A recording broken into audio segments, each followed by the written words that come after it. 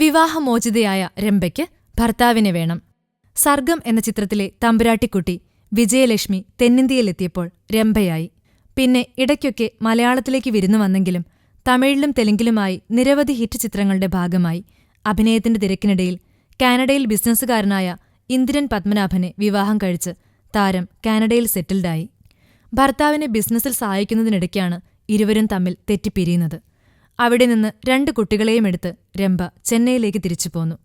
ഇവിടെ ചെന്നൈ കുടുംബക്കോടതിയിൽ വിവാഹമോചന ഹർജി കൊടുത്തുവെങ്കിലും കോടതി വിവാഹമോചനം അനുവദിച്ചിരുന്നില്ല. 2 വർഷത്തിലേറെയായി അകന്നു കഴിയുകയാണ് ദമ്പതികൾ.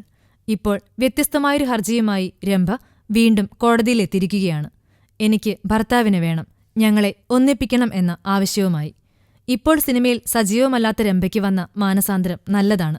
2 മക്കളുണ്ടല്ലോ, അവരുടെ നല്ല മാതാപിതാക്കളാകാൻ ഇരുവർക്കും കഴിയട്ടെയെന്ന് പ്രാർത്ഥിച്ചുകൊണ്ട് ഫിലിം കോട്ട്.